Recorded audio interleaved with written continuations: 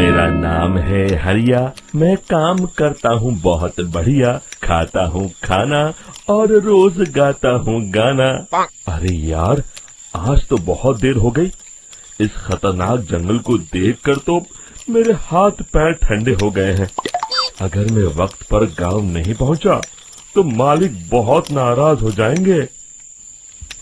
तभी हरिया को एक आवाज सुनाई देती है। सुनिए हरु जी। अरे, ये आवाज किसने दी? तभी हरिया को सामने कुछ दूर एक औरत खड़ी दिखाई देती है। अरे भाई, ये औरत अकेली इतनी रात को इस जंगल में क्या कर रही है? चलकर पूछना पड़ेगा। फिर हरिया अपनी बैलगाड़ी उस औरत के सामने लाकर रोक देता है और उससे पूछता है। अरे सुनिए, आप इतनी रात को इस खतरनाक जंगल में अकेली क्या कर रही हैं? तभी वो औरत मीठी आवाज में कहती है, अरे हरु जी, आप आ गए। मैं कब से आपका इंतजार कर रही थी। वैसे तो यहाँ से काफी लोग गुजर चुके हैं, लेकिन मैं खास आपका इंतजार कर रही थी। अच्छा, तुम सच कह रही हो? मुझे तो यकीन नहीं हो रहा है। वो क्या है ना, आज तक किसी ने मुझसे इतने प्यार से बात नहीं की। हाँ हाँ हरु जी, मैं सच कह रही हूँ। अब देर मत करिए और जल्दी से मुझे मेरे घर तक छोड़ दीजिए। हाँ हाँ, कौन सी बड़ी बात है, अभी छोड़ देता हूँ। आप मेरे पीछे बैलगाड़ी में बैठ जाइए और मुझे रास्ता बताते चलिए। फिर वो औरत हरिया की बैलगाड़ी में बैठ जाती है और हरिया बैलगाड़ी हाँकता हुआ आगे चल पड़ता है। फिर उस औरत के बताए हुए रास्ते पर चलते चलते हरिया बैलगाड़ी लेकर एक काली गुफा के आगे आकर रुक जाता है। हरिया उस औरत से पूछता है, हाँ देवी जी, आपका घर कहाँ है? यहाँ तो एक गुफा के अलावा और कुछ नहीं है। तभी अचानक वो औरत हवा में उड़ने लगती है। देखते ही देखते उसका सुंदर रूप एक डरावनी चुड़ैल में बदल जाता है और वो जोर जोर से हंसती है। अरे तू तो एक नंबर का बेवकूफ निकला। तू तो बड़ी आसानी से मेरी बातों में आ गया। अरे मर गया रे, ये तो एक चुड़ैल है। हे भगवान बचा ले, ये तो बड़ी डरावनी दिखाई दे रही है।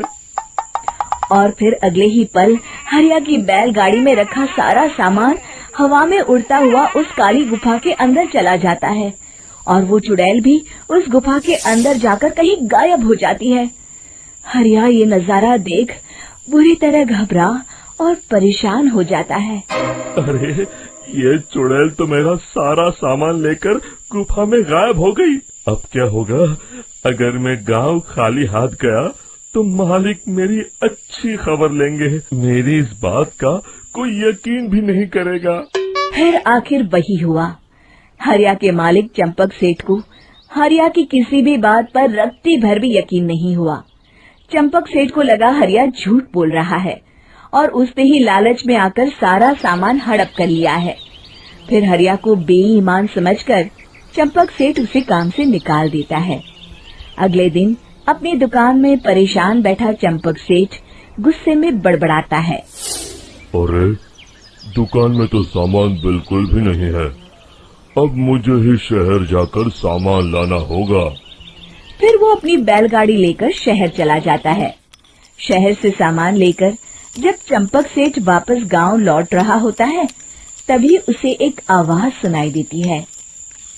चंपक जी, ओ चंपक जी। अरे, ये तो कोई मेरा नाम लेकर मुझे पुकार रहा है। फिर उस रास्ते में वही औरत खड़ी दिखाई देती है।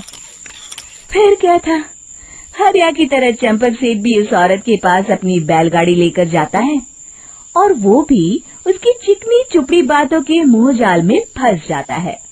फिर चुड़ैल उसे भी अपनी गुफा तक ले जाती है और उसका सारा सामान लेकर गुफा में गायब हो जाती है। बेचारा चंपक सेठ लाचार होकर खाली हाथ गांव लौट आता है।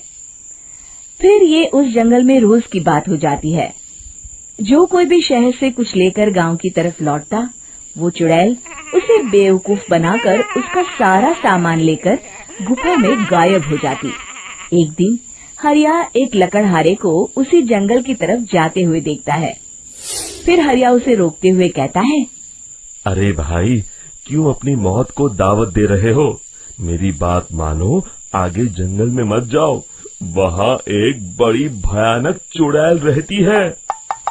लकड़हारा हरिया की बातों को नजरअंदाज करते हुए कहता है, अरे भाई, मुझे पहले ही बहुत देर हो चुकी है, मुझे जाने दो भाई। शाम तक लकड़ियाँ काट कर शहर के बाजार में बेचना है। तुम अपनी ये कहानी किसी फुर्सत में बैठे इंसान को सुनाओ, मैं तो चला। इतना कहकर लकड़हारा वहाँ से आगे जंगल की तरफ चला जाता है। फिर अगले दिन गांव के मुखिया के घर के बाहर बहुत सारे लोग जमा हो जाते हैं। तभी हाथ में कुल्हाड़ी लिए खड़ा लकड़हारा कहता है, अरे मुखिया जी, अब आप ही हमें बचाइए।